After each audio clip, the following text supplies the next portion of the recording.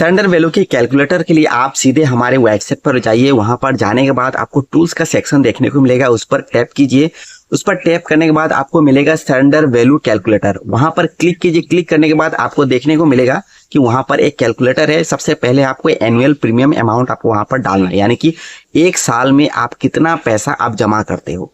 Total जो भी amount है उस अमाउंट को वहां पर आप एंटर कीजिए।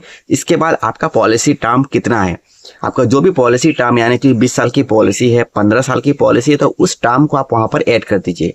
इसके बाद आपने कितने साल आपने पेमेंट किया हुआ है, यानी कि अभी तक आपने कितना साल आपने पैसा जमा किया हुआ है। तो जो भी है, जैसे कि 3 साल है या फिर 5 साल है, 10 साल है, तो जो भी आपका समय है वो समय आप वहां पर एंटर कीजिए। इसके बाद नीचे आपको कैलकुलेट की बटन देखने को मिलेगा, उस पर क्लिक कीजिए। क्लिक करते ही आपको टोटल अमाउंट आपको बता देगा कि आपको कितना सरेंडर वैल्यू यानी कि कितना पैसा आप वहां से आपको रिटर्न मिलेगा। और एक बात बताना चाहते हैं कि यहाँ पर जो भी आपको सरेंडर वैल्यू दिखाया जाएगा ये अप्रोक्सीमेट है, ये गारंटीड नहीं है और ये एक्चुअल अमाउंट नहीं है। ये सिर्फ एक अप्रोक्सीमेट अमाउंट है कि इसके आसपास या फिर इसके नजदीक आसपास आपको मिल सकता है। ये कोई भी गारंटीड अमाउंट नहीं, ये एक कैलकुलेटर है।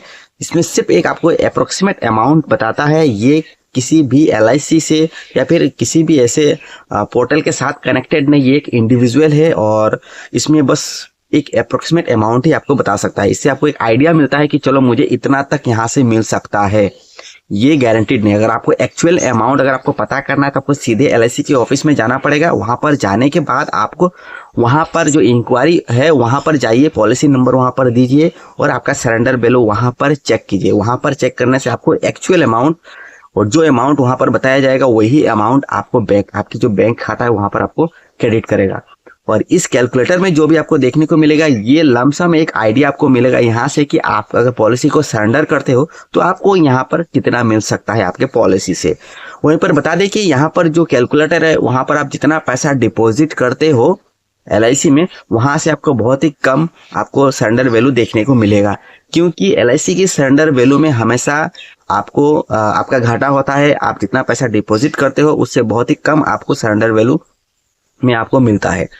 तो इसीलिए आपको कैलकुलेटर में मिल सकता है कि आपने जितना पैसा जमा किया है उससे बहुत ही कम मिल रहा है या फिर बहुत ही कम दिखा रहा है। ऐसा क्यों?